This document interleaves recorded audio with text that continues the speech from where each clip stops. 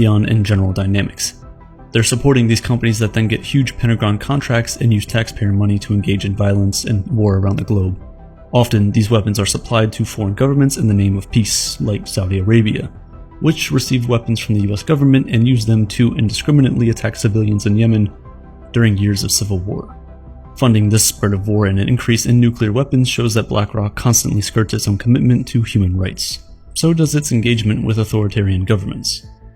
BlackRock is officially the first global asset manager to have access to China's mutual fund, leaving critics wondering, what did Fink promise Chinese President Xi Jinping to allow him to access the Chinese Communist Party's fund?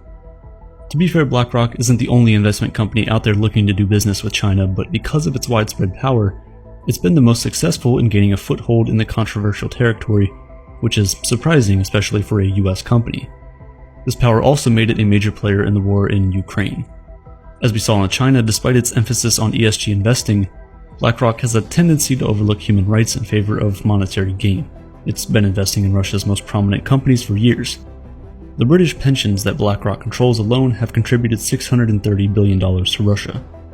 After Russia's annexation of Crimea in 2014, a precursor to what would become the more now than a year-long war in Ukraine, BlackRock reconsidered some of its investments in Russia, but just 1 year later, it was back to being among the top shareholders in the country's biggest corporations.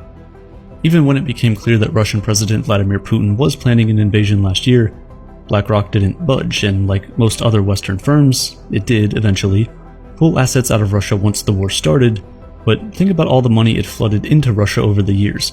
Money that the authoritarian government controlled and used in its expansion mission that led to this deadly war. All of this begs the question, how did one company gain this much global power and influence? Well, it started with technology. BlackRock's business is built on ETFs, or exchange-traded funds.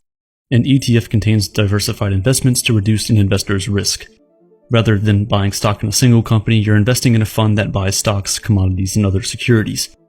This practice proved to be very lucrative for BlackRock and its investors thanks to a portfolio management software it created in 1998 called Aladdin. Aladdin predicts the possible outcome of every investment and collects information and personal data on everyone who has ever knowingly or unknowingly given BlackRock money. This allows the software to predict how likely it is that a specific investment will fail. Eventually, this technology put Fink and BlackRock on top, making the company the go-to firm for ETF investing, which keeps getting more and more popular. Global ETF assets could explode to $25 trillion by 2025, meaning trillions more for BlackRock. But we don't need to wait until 2025 to see the effects of the power BlackRock has.